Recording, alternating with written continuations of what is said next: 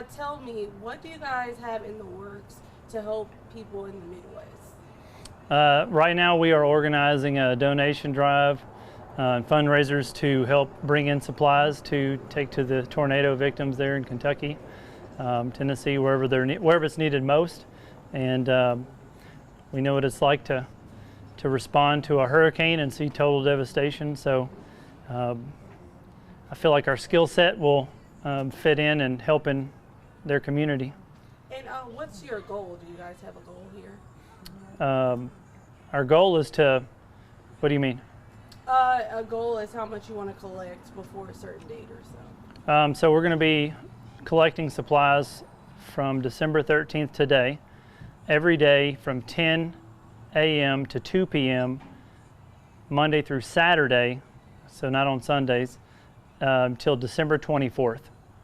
And then we'll arrange for transport after that and go deliver it directly to where it's needed most. And so what's your plans for delivery? How will you guys go about doing that? How long do you plan to stay? Well, it depends on how much supplies we get, but we have our gooseneck trailers. We have donors that are willing to load them up onto semi-trailers so we can get it there nice and safe and then offload it to where it needs to go. And then in terms of staying, we're looking at probably 1 to 2 weeks of going and volunteering our time to do what we're best at: tree work, demolition, and cleanup. And this will be at the start of the new year? Yes. And so you guys help out all the time, but what does it mean to give back to the community or give back to another place, not even in Louisiana? Well, I don't know how we can't give back to another community or other states for that matter who have responded to helping us during all of our hurricanes. And so we have so many people that have already reached out to us and from other states wanting to know how can we give to an organization like Shreveport Volunteer Network, but in the affected areas. And I don't know who those organizations are. So I said, why don't we just take some supplies ourselves and we'll go and hand it out ourselves directly to families and make care packages and things like that.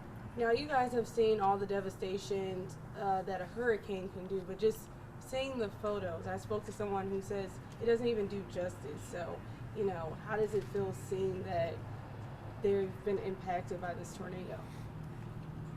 It's different when you have boots on the ground and you're looking at it from their point of view. You know, we can watch it on the news, but it's another when you're walking it in their shoes.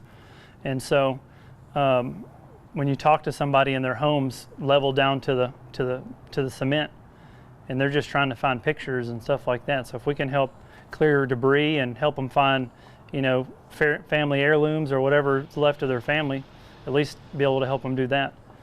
And how much of an emotional toll does it take on you guys? You guys have been in have dealt with so many different situations emotionally. How do you unpack all of that? Well, we recently aligned ourselves with the Clint Davis counseling organization for critical incident debriefing. So to help out with our mental health when we do see things like that, just to talk about it, even if it doesn't affect us like we think. And so it is an emotional toll. You know, you talk to somebody who's lost everything, or their family members, or you're cleaning up the debris and you do find someone who has been deceased. You know, it does take a toll on you one way or another. And so, but like I'll relate it to like a soldier. You know, he's got an assignment to do.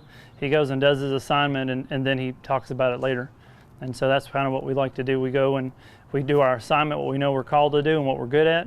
And then we come back and we talk to people who are professionals to help us talk through whatever we saw, and so that we can remain in good tact for our families and for ourselves. And so if people can't physically bring donations here, how else can they help you guys out? So you can give monetarily if they can't bring donations in. And you can give online. You could go to ShreveportVolunteerNetwork.com to online giving at the top, and we have a section on there, I think, for Tornado 2021, and so they can go and give there. And what we'll use that money for is we'll go get gas cards, we'll fill up fuel to take to them. because you got to think all the gas stations. It's a hurricane situation all over again, where they don't have cell phone signal, they don't have gas, so all those essential things are now super essential. And so we want to be able to take those resources and bring it to where it's needed most.